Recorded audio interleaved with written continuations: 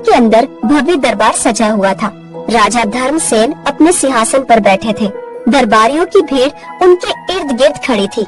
सभी राजा की शक्ति और पराक्रम की प्रशंसा कर रहे थे। राजा के चेहरे पर गर्व छलक रहा था। महाराज, आज फिर हमारी सेना ने पड़ोसी राज्य के सैनिकों को हराकर उन्हें पीछे हटने पर मजबूर कर दिया। यह सब आपकी अपार शक्ति और वीरता का परिणाम है। ये तो होना ही था। इस धरती पर कोई ऐसा जन्मा ही नहीं जो मुझसे टकरा सके। शक्ति ही मेरा सबसे बड़ा शस्त्र है और मैं इसे कभी हारने नहीं दूंगा। दरबार में जय जयकार गूंजने लगी। राजा संतोष से सिर हिलाने लगे। तभी एक सैनिक अंदर आ पहुंचा और सूचना देते हुए बोला, महाराज, शिकार की सारी तैयारियां हो चुकी हैं। घोड़े तैयार हैं और सैनिक भी आपकी आज्ञा की प्रतीक्षा कर रहे हैं। अच्छा, तो चलो आज देखता हूँ इस जंगल में कौन मेरा शिकार बनने के लिए तैयार बैठा है। राजा और उनके सैनिक महल से बाहर निकल गए। कुछ देर बाद गहरे जंगल में राजा घोड़े पर सवार होकर आगे बढ़ रहे थे। सैनिक उनके पीछे पीछे चल रहे थे। अचानक राजा को रास्ते के किनारे एक बूढ़ा साधु दिखाई पड़ा जो थका हुआ और प्यासा प्रतीत हो रहा था। साधु राजा की ओर देखकर बोला, राजन, मुझे बहुत प्यास लगी है, क्या आप मुझे थोड़ा जल दे सकते हैं? बुड्ढे, तुझे क्या लगा मैं यहाँ कोई दान पुण्य करने आया हूँ? अगर तुझे प्यास लगी है तो जा जंगल में कहीं पानी ढूंढ ले। सैनिक राजा की बात पर हंसने लगे, लेकिन साधु राजा की आंखों में गंभीरता से देखते हुए बोला, राजन, अहंकार मनुष्य को अंधा कर देता है। आज तुम जिसे अपनी शक्ति समझ रहे हो वही एक दिन तुम्हारी सबसे कठिन परीक्षा बनेगी। क्या बकवास कर रहे हो वृद्ध? मेरी शक्ति ही मेरा सबसे बड़ा हथियार है। मेरी शक्ति की बराबरी कोई नहीं कर सकता। साधु अपने नेत्र बंद करके कुछ मंत्र बुदबुदाने लगा और फिर राजा की ओर देखकर बोला, राजन, तूने मेरा अपमान किया है। मैं तुझे श्राप देता हूँ, तेरी 3 संतानें होंगी, लेकिन वह साधारण नहीं होंगी, वो असीम शक्तियों के साथ जन्म लेंगी। क्या कहा? मेरी संतानें अद्भुत शक्तियों के साथ जन्म लेंगी? ये तो मेरे लिए वरदान हुआ। नहीं राजन, ये वरदान नहीं, ये एक श्राप होगा। जब वो बड़े होंगे तब उनकी शक्ति ही उनके लिए सबसे बड़ा अभिशाप बन जाएगी। लोग उनसे डरेंगे, उन्हें अस्वीकार करेंगे और तेरा वंश संकट में पड़ जाएगा। साधु की बात सुनकर राजा हंसने लगा। ऐसा कुछ नहीं होगा। मेरी संतानें इस राज्य की सबसे बड़ी शक्ति बनेंगी और मैं इसे सुनिश्चित करूंगा। इतना बोलकर राजा अपने सैनिक के साथ आगे बढ़ गए। समय ऐसे ही बीतने लगा। कुछ समय बाद राजमहल रोशनी और रंग बिरंगे फूलों से सजा हुआ था। राजा धर्मसेन और रानी सुलेखा राज सिंहासन पर बैठे थे। राजन, ये पूरे राज्य के लिए आनंद का दिन है। महारानी ने एक नहीं बल्कि 3 पुत्रों को जन्म दिया है। ये मेरे राज्य के लिए स्वर्ण युग की शुरुआत है और हमारा वंश सदियों तक बना रहेगा। तभी महल के बाहर अचानक तेज आंधी चलने लगी। घनघोर बादल घिर आए। सैनिक और दरबारी घबरा गए। राजन, ये कैसा संकेत है? अचानक इतनी तेज आंधी क्यों आ रही है? ये कोई सामान्य घटना नहीं लगती। लगता है स्वयं प्रकृति हमें कुछ संकेत दे रही है।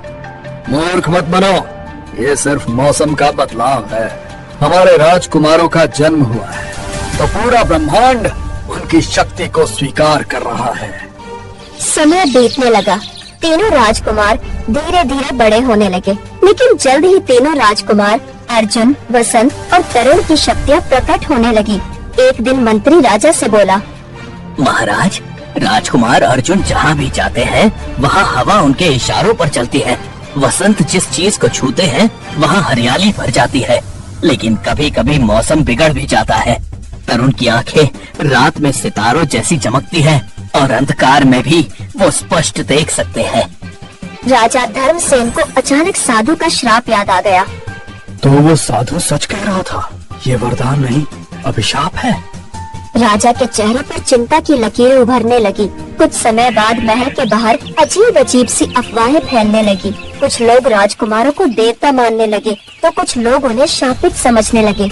एक दिन राजा खिड़की से बाहर झांकते हुए अपने 3 पुत्रों को खेलते हुए देखकर अपने आप से बोले, अगर ये शक्तियाँ मेरे पुत्रों के लिए बोझ बन गईं, तो उनका भविष्य क्या होगा? क्या सच में मेरे वंश पर संकट आ जाएगा? 20 वर्ष बाद महल के आंगन में तीनों राजकुमार अर्जुन, वसंत और तरुण तलवारबाजी का अभ्यास कर रहे हैं। उनके अंदर अद्भुत शक्तियाँ पूरी तरह विकसित हो चुकी थी।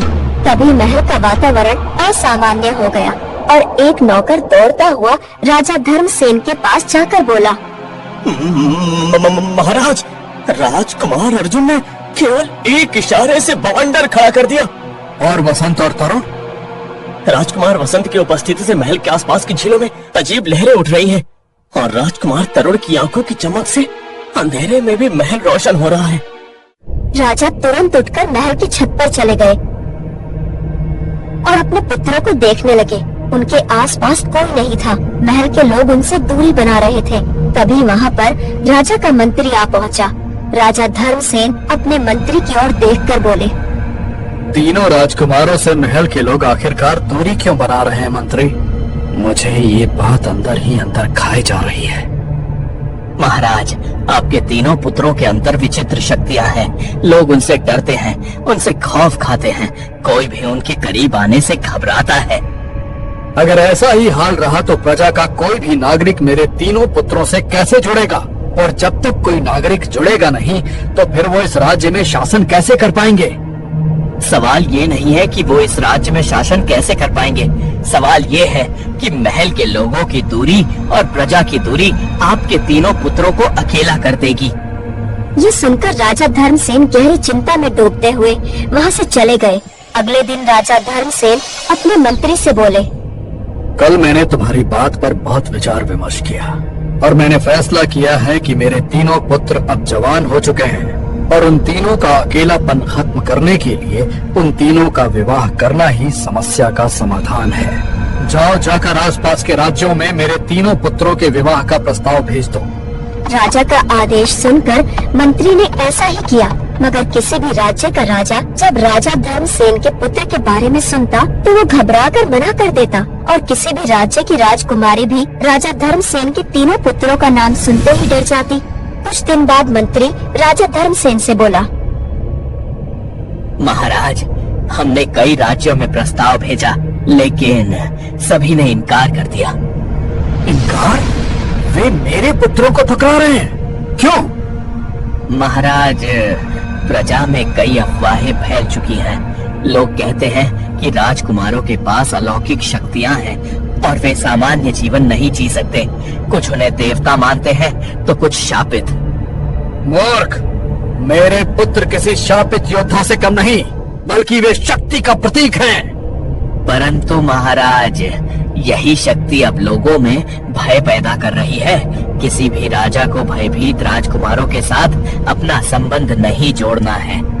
ये सुनकर राजा धर्मसेन क्रोधित हो उठे, लेकिन अंदर ही अंदर चिंतित भी। राजा धर्मसेन मंत्री से बोले, तो क्या मेरे पुत्र जीवन भर कुमारे ही रहेंगे? अगर ऐसा हुआ तो मेरे खानदान का तो वंश ही समाप्त हो जाएगा। राजा धर्मसेन की बात सुनकर मंत्री गहरी सोच में डूबता हुआ बोला, महाराज, आपको याद है कि वर्षों पहले आपने एक साधु का अपमान किया था और उसी साधु ने आपको श्राप दिया था कि आपकी 3 संतानें अलौकिक शक्तियों के रूप में जन्म लेंगी। मगर उस समय आपने इसे वरदान समझा था और साधु ने कहा था कि समय रहते तुम्हें समझ आ जाएगा कि ये वरदान नहीं बल्कि अभिशाप है। ये सुनकर राजा धर्मसेन के दिमाग में एक तेज धमाका हुआ और उनकी आंखों के सामने 20 वर्ष पुरानी घटना ताजा हो गई। तुमने सही कहा मंत्री, अब मुझे अपनी गलती का एहसास हो रहा है।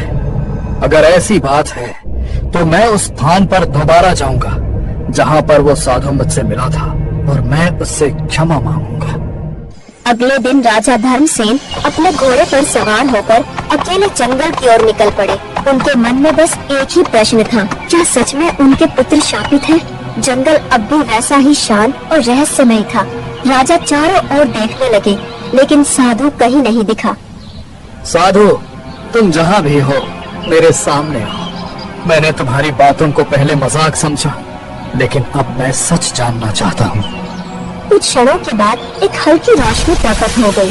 पेड़ों के पीछे से वही वृद्ध साधु प्रकट हो गए जिनसे राजा वर्षों पहले मिले थे। साधु के चेहरे पर वही गंभीरता थी। राजन, तुम्हें यहाँ आने में बहुत समय लग गया। क्या आप भी अपने अहंकार में डूबे हो? नहीं, अब मेरा अहंकार टूट चुका है, लेकिन मैं ये जानना चाहता हूँ कि क्या मेरे पुत्रों के लिए कोई समाधान है या ये श्राप हमेशा बना रहेगा? हर श्राप का अंत संभव है, लेकिन उसके लिए पात्र को कठिन परीक्षाओं से गुजरना पड़ता है। कैसी परीक्षाएं? 3 कठिन परीक्षाएं जो तीनों राजकुमारों को देनी होंगी। यदि वो सफल हुए तो श्राप समाप्त हो जाएगा, लेकिन यदि वो असफल हुए तो क्या? तो उनकी शक्तियां उनके लिए ही विनाश का कारण बन जाएंगी। वो कभी सामान्य जीवन नहीं जी पाएंगे। राजा धर्मसेन का चेहरा कठोर हो गया। वे गहरी सोच में पड़ गए। अब उनके सामने सिर्फ एक ही रास्ता था, अपने पुत्रों को इन परीक्षाओं के लिए तैयार करना। मैं अपने पुत्रों को इन परीक्षाओं का सामना करने के लिए तैयार करूंगा। मुझे बताओ, ये परीक्षाएं क्या हैं? पहली परीक्षा अर्जुन की होगी, नीलकंठ सरोवर में, जहाँ जल परी का श्राप बसा हुआ है। इतना बोलकर साधु राजा के नजदीक आकर राजा के कान में रहस्यमय अंदाज में कुछ बताने लगा। राजा धर्मसेन की आंखें आश्चर्य और भय से फैल गईं। कुछ क्षण बाद साधु तेज स्वर में बोला, यही एक हल है राजन। इतना बोलकर साधु रंग बिरंगे किरणों से वहाँ से गायब हो गया और राजा धर्मसेन चुपचाप अपने महल चला आया। अगले दिन राजमहल में राजा धर्मसेन तीनों राजकुमारों के सामने खड़े थे। मेरे पुत्रों, साधु ने तुम्हें श्राप से मुक्ति का मार्ग बताया है, लेकिन ये मार्ग आसान नहीं। तुम तीनों को कठिन परीक्षाओं से गुजरना होगा।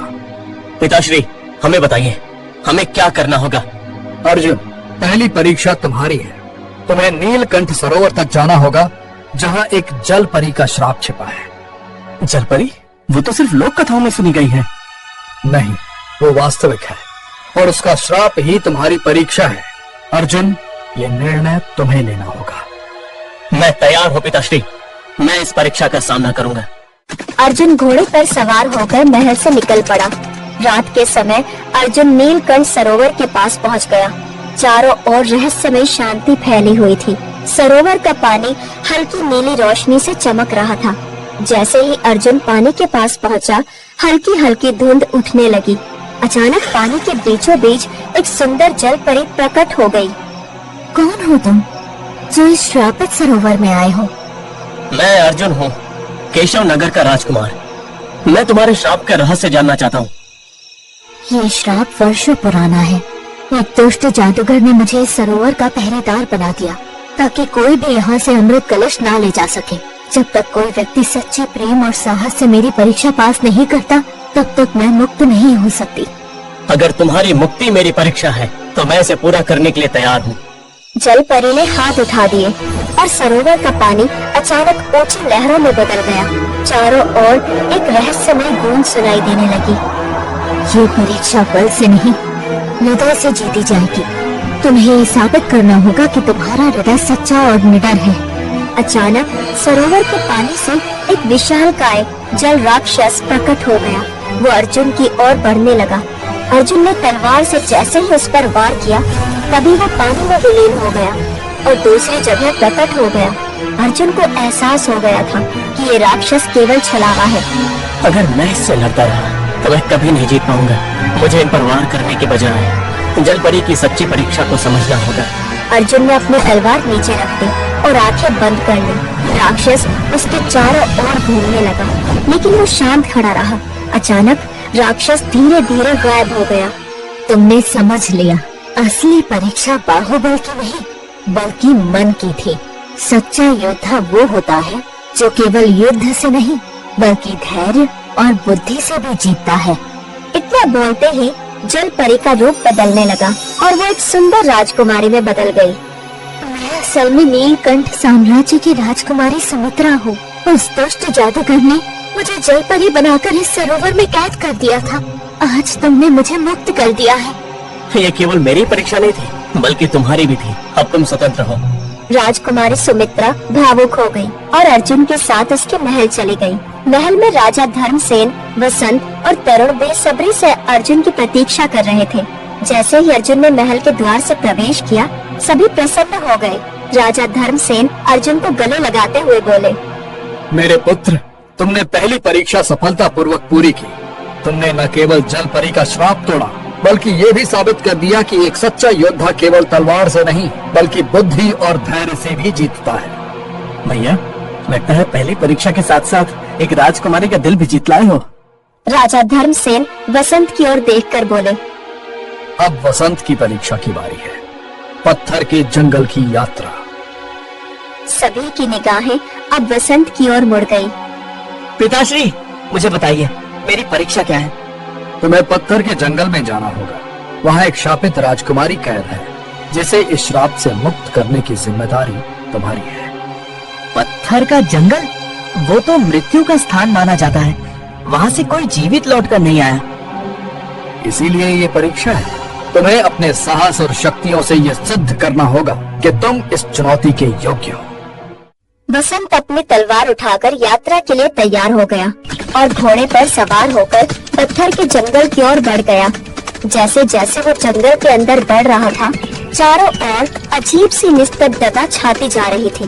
पेड़ पौधे पत्थर में बदल चुके थे और जगह जगह इंसानों और जानवरों की पत्थर की मूर्तियां खड़ी थी, जो पहले जीवित प्राणी थे।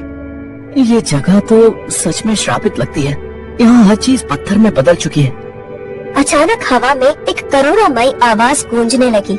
वसंत चौकन्ना हो गया और आवाज की दिशा में बढ़ने लगा। देर बाद उसे एक विशाल पत्थर का महल दिखाई देने लगा। महल के द्वार पर एक स्त्री की पत्थर की मूर्ति खड़ी थी। क्या ये वही शापित राजकुमारी है? जैसे ही वसंत ने मूर्ति को स्पर्श किया, अचानक हवा में एक जादुई रोशनी फैल गई और राजकुमारी की आत्मा प्रकट हो गई। वो अद्भुत सौंदर्य की स्वामिनी थी। उसकी आंखों में पीड़ा और दर्द झलक रहा था। कौन हो तुम, जो इस श्रापित भूमि में आए हो? मैं वसंत, केशव नगर का राजकुमार हूँ। मैं तुम्हारे श्राप को समाप्त करने के लिए यहाँ आया हूँ। लेकिन ये इतना आसान नहीं। इस श्राप को तोड़ने के लिए तुम्हें अपनी सबसे प्रिय चीज त्यागनी होगी। अगर किसी त्यागी से तुम्हारी मुक्ति संभव है तो मैं उसे करने के लिए तैयार हूँ। लेकिन पहले ये बताओ कि ये श्राप लगा कैसे? सदियों पहले मैं इस महल की राजकुमारी थी। एक दुष्ट जादूगर को मुझसे प्रेम हो गया, लेकिन जब मैंने उसका प्रस्ताव ठुकरा दिया तो उसने मुझे श्राप देकर पत्थर बना दिया। न केवल मैं, बल्कि पूरा जंगल श्रापित हो गया। जब तक कोई व्यक्ति सच्चे प्रेम और त्याग से इस श्राप को नहीं तोड़ेगा, तब तक मैं मुक्त नहीं हो सकती। ये सुनकर वसंत गहरी सोच में पड़ गया। त्याग, मेरी सबसे प्यारी चीज क्या है? अचानक महल के द्वार पर एक अंधेरी छाया प्रकट हो गई। यही वो दुष्ट जादूगर था जिसने राजकुमारी को शापित किया था। मूर्ख राजकुमार, तुम भी इस जंगल में फंस जाओगे। कोई भी श्राप से बच नहीं सकता। अगर तुम राजकुमारी को मुक्त करना चाहते हो तो तुम्हें अपनी सबसे प्रिय चीज त्यागनी होगी, तुम्हारी शक्तियाँ। वसंत के सामने अब सबसे कठिन निर्णय था। वो अपनी शक्तियाँ खो देगा तो सामान्य मानव बन जाएगा, लेकिन अगर वो त्याग नहीं करता तो राजकुमारी पत्थर ही बनी रहेगी। राजकुमार, मैं तुम्हें इस त्याग के लिए मजबूर नहीं करूँगी। तुम वापस जा सकते हो। नहीं राजकुमारी, एक सच्चे योद्धा की पहचान त्याग और प्रेम से होती है।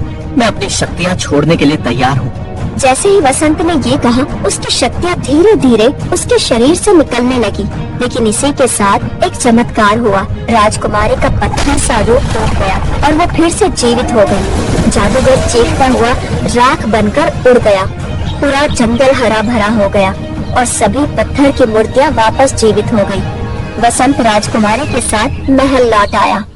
मेरे पुत्र, तुमने अपने त्याग से ये सिद्ध कर दिया कि सच्चा योद्धा केवल शक्ति से नहीं, बल्कि प्रेम और त्याग से महान बनता है। तो अब 2 परीक्षाएं पूरी हो चुकी हैं। अगली बारी मेरी है। हाँ, अब अंतिम परीक्षा की घड़ी आ गई है। तरुण, तुम्हें अंधकार का महल जाना होगा, जहाँ एक दुष्ट जादूगर ने एक राजकुमारी को कैद कर रखा है। पिताश्री, ये जादूगर कौन है? मैं नहीं जानता कि वो जादूगर कौन है। मुझे बस साधु महाराज ने यही बताया था कि तुम्हें अंधकार के महल में जाकर उस जादूगर से राजकुमारी को कैद से आजाद कराना होगा। हाँ, एक बात ध्यान रखना, साधु महाराज ने बताया था कि वो जादूगर बहुत शक्तिशाली है और उसकी माया से बचना आसान नहीं होगा। भैया, ये परीक्षा सबसे कठिन होगी। डरने से परीक्षा नहीं दी जाती भाई, मुझे अपना कर्तव्य पूरा करना होगा। तरुण अपनी यात्रा के लिए तैयार हो गया और अपने घोड़े पर सवार होकर अंधकार के महल की ओर बढ़ने लगा। महल काले बादलों से घिरा हुआ था और उसके चारों ओर डरावना सन्नाटा बस रहा था। जैसे ही तरुण महल में प्रवेश किया, दरवाजे अपने आप बंद हो गए। एक गहरी हंसी गूंजने लगी। तो ये नया योद्धा आया है जो मुझे हराने का सपना देख रहा है। तरुण तलवार निकालकर सावधान हो गया। उसके सामने एक विशाल सिंहासन पर काले वस्त्रों में लिपटा एक भयावह जादूगर बैठा था। मैं यहाँ राजकुमारी को मुक्त कराने आया हूँ, छोड़ दो उसे। इतना आसान नहीं है राजकुमार। इतना बोलकर जादूगर ताली बजाने लगा और एक लोहे का पिंजरा प्रकट हो गया जिसमें एक सुंदर राजकुमारी बंद थी। वो सहमी हुई खड़ी थी। राजकुमार, कृपया मेरी मदद करें। राजकुमार, ये तुम्हारी हार का खेल है। तुम्हारी शक्तियाँ तुम्हारे लिए श्राप है और अब यही तुम्हें नष्ट करेंगी। अचानक चारों ओर विशाल दर्पण प्रकट हो गए। हर दर्पण में तरुण का एक अलग रूप दिखने लगा, क्रोधी, भयभीत और दैत्यकार। देखो, यही है तुम्हारी सच्चाई। अगर तुम अपनी शक्ति का इस्तेमाल करोगे तो एक राक्षस बन जाओगे। तरुण, मुझे बचाओ, लेकिन अपनी शक्ति का प्रयोग मत करना, वरना। तरुण असमंजस में पड़ गया। वो सोच में डूब गया। क्या सच में उसकी शक्ति ही उसका विनाश है? तरुण ने अपनी आंखें बंद कर ली। गहरी सांस लेता हुआ अपनी माँ की बातें याद करने लगा कि शक्ति का सही प्रयोग तभी होता है जब मन शांत हो। डर मेरी परीक्षा है, अगर मैं इससे हार गया तो सच में श्रापित हो जाऊंगा। कुछ देर बाद उसने धीरे से आंखें खोल दी। ये क्या कर रहे हो? अपनी शक्ति का इस्तेमाल नहीं करोगे तो मुझसे लड़ोगे कैसे? शक्ति को इस्तेमाल करने और उस पर नियंत्रण रखने में अंतर है। जादूगर आग की लपटें छोड़ने लगा।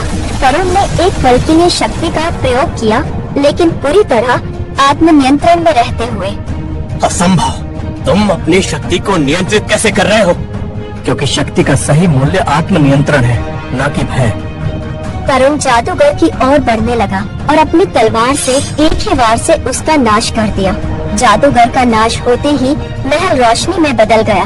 राजकुमारी का पिंजरा टूट गया। तरुण राजकुमारी को साथ लेकर अपने महल आ पहुंचा। तरुण को देखकर राजा धर्मसेन प्रसन्न हो उठे और उसके साथ दोनों भाई भी। मेरे पुत्रों, तुमने न केवल इस श्राप को समाप्त किया, बल्कि मुझे भी मेरा अहंकार दिखा दिया। पिताश्री, ये केवल हमारी परीक्षा नहीं थी, बल्कि आपकी भी थी, और अब हमारा परिवार फिर से एक हो गया है। तभी वहाँ पर रंग बिरंगी किरणों के साथ वही साधु प्रकट हो गया और राजा धर्मसेन को रहस्यमय अंदाज में देखकर मुस्कुराने लगा। राजा धर्मसेन हाथ जोड़ते हुए साधु महाराज से बोले, मुझे क्षमा कीजिए साधु महाराज। तुम्हें क्षमा कर दिया था राजन, इसीलिए तो तुम्हारे पुत्रों को श्राप और अभिशाप से बचने के लिए मैंने ये मार्ग बताया था। मैं वचन देता हूँ साधु महाराज कि आज के बाद मैं कभी किसी साधु का अपमान नहीं करूँगा। राजा धर्मसेन की बातें सुनकर साधु रहस्यमय ढंग से मुस्कुराने लगा और राजा धर्मसेन के तीनों पुत्रों की ओर देखकर बोला, तुम तीनों वाकई प्रशंसा के काबिल हो। तुम तीनों ने अपनी बुद्धि और वीरता के बल पर अपने लिए राजकुमारियों को हासिल किया है।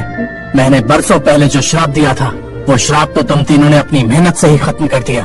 मैं यहाँ तुम्हें ये बताने के लिए आया हूँ कि तुम्हारे अंदर वो दिव्य शक्तियाँ हमेशा रहेंगी, लेकिन एक श्राप बनकर नहीं, बल्कि एक वरदान बनकर। राज्य के लोग और महल के लोग केवल श्राप की वजह से तुमसे दूरी बनाकर रखते थे, न कि तुम्हारी शक्तियों की वजह से। साधु की बात सुनकर तीनों राजकुमार मुस्कुराने लगे। अपनी शक्तियों का इस्तेमाल लोगों की भलाई के लिए करना। इतना बोलकर साधु रंग बिरंगी किरणों के साथ वहाँ से गायब हो गया।